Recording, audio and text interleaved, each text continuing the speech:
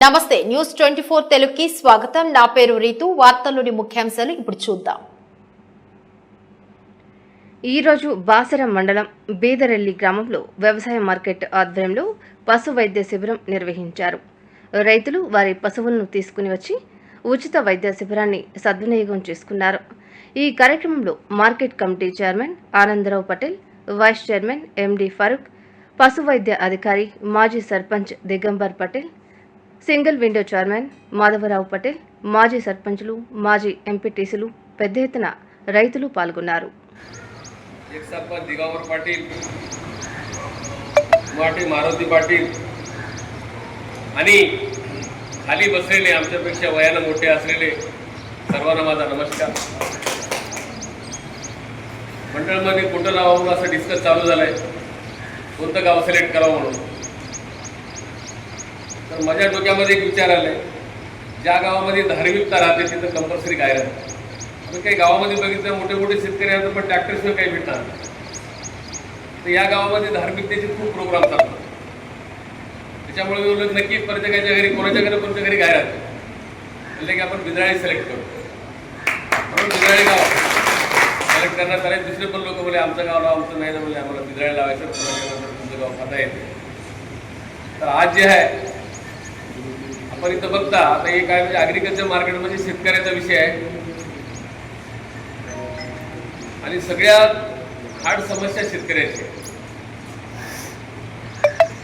आज एक सरकारी नोकर असते, त्याला $1,00,000-2 लाख रुपये नोकरी असते, ऊन लागण्याची एसीमध्ये बसून नोकरी घेऊ शकतो, पण शेतकऱ्याचं तसं नाही।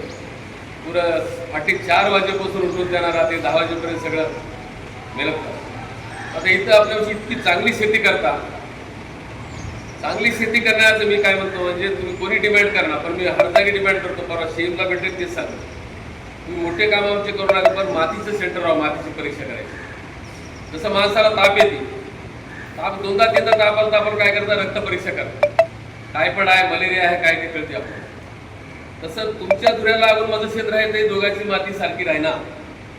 तर प्रत्येकाच्या शेतामध्ये अलग अलग विटॅमिन्स राहतात, त्याकरता ते मातीची परीक्षा केलं तर आपला कळते की युरिया किती टाकावं, DAP किती टाकावं। आता कसं आहे आपलं, आपण खूप हुशार झाला म्हणून समजून घेतो। आता येई माझ्या बाजूला होतं, चांगले शेतकरी आता माल जास्त काढते, ते काय टाकत ते मी टाकतो। तेव्हा का काय व्हायचं, ते युरियाचं खाली थैल राहते, ते DAP घेऊन जाते, खाली थैला आहे मी आणखी युरिया टाकत, तुम्ही युरिया टाकतो, माहिती नाही। तर असं पण पिकाला खूप नुकसान होते। एकदा का बघा तुम्ही, झाड पिवळं पडते, नाही तर पानं ये होते। तसं माणसाला बी जास्त कोणतं झालं तर संडास लागते, ये होते, तसं झाड बी पीक बी बिमार होतं, पण त्याच्यावर ध्यान देणार। तर आज आपण जेवढे बी शेतकरी वापरता फर्टिलायझर, पेस्टिसाइड, या हद्दीपेक्षा जास्त वापरतात। बघा तुम्ही, आता आपला लहानपणापासून सगळे मोठे माणसं आता तूप कमी खाणार, पण आपल्या वरणाच्या वाटीमध्ये तूप टाकत गेले, वाटीभर वरणामध्ये 1 चमचा तूप टाकू शकता आपण। काय वाटीभर तुपामध्ये 1 चमचा वर टाकून खाता, काय किती तूप चांगलं राहील खाऊ शकतो, म्हणजे त्याला प्रमाण आहे। तसं पिकाला पण जे आहे ते प्रमाण आहे, किती टाकावं काय टाकावं म्हणून। जसं एक भाजी करायचं तर मीठ मिरचू मसाला जसं टाकता आपण त्याच्या हिशोबानं, कोणताही जास्त होणं ना, तसं पिकावर बी हे सगळं आहे। कोणी सांगायला तयार नाही, सांगलं तर कोणी ऐकायला तयार नाही। कोणताही शेतकरी नव्हतं, मी समजतो आम्हाला मस्त माहिती आहे, ॲग्रिकल्चर कोणी आता तू काय सांगतो मला माहिती नाही, तसं नाही।